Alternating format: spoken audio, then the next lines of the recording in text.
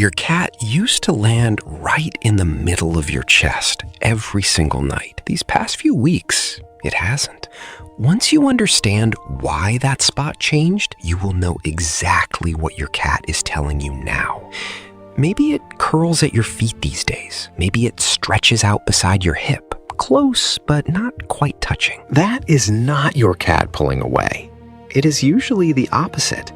It already trusts you enough to stop holding on so tightly. But the spot it picked instead is not the detail that matters most. The direction its body faces from there, toward you or away from you, may say more about where you stand with it tonight than the old place on your chest ever did. That direction matters more than most owners expect. If your cat sleeps facing you, even from a few inches away, it's still keeping a slow eye on you through the night. That's not anxiety. That's a cat that decided you're worth a little attention, even at rest. If it sleeps facing the room or the door instead, it's not turning away from you. It's standing a quiet kind of watch, the way it might for the rest of the house once everyone is finally still. Either direction means the same thing underneath. It feels safe enough to fully relax this close to you.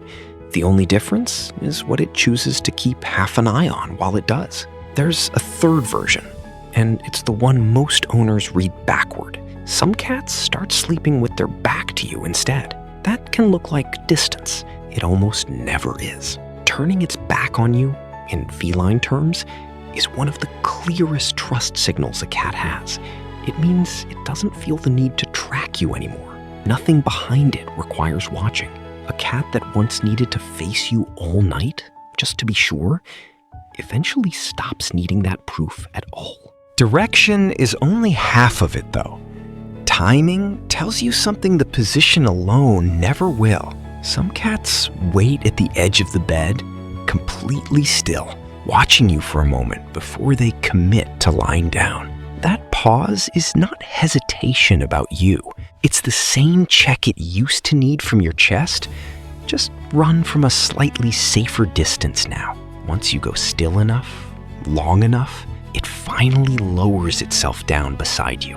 That pause has gotten shorter over time in most cats that reach this stage. That's not your imagination. That's the same trust building, just needing less proof each time to do it. And once it stops needing proof altogether, what it does right before settling changes too, in a way that says more than any position ever has. Right before it settles now, watch what happens in the seconds before, not after. There used to be a routine to this. Stepping onto the bed the moment you did, choosing your chest before you'd even gotten comfortable. These days, it often waits until you've actually stopped moving, until your breathing slows, until your shoulders drop, until you're still in the kind of way that can't be faked. That's not your cat losing interest in the timing of your night. That's your cat reading the timing more precisely than it used to need to. Early on, it couldn't always tell which kind of still was real, so it stayed close enough to monitor it directly. Now it can usually tell from across the room. That's not distance. That's a more accurate read. There's another shift worth noticing here too. One that has nothing to do with where it sleeps and everything to do with what it sleeps on. If your cat has started choosing your side of the bed, even when you're not in it yet, or curling into a blanket that still carries your shape and your scent, it hasn't replaced you with an object. It found a way to stay inside what feels like you, even in the gap before you actually lie down. A cat that only trusts the room when you're physically in it is still building something. A cat that can settle into your scent alone, ahead of you, already trusts what you represent in that space, not just your body in it. That's a quieter kind of inclusion, but it's a deeper one.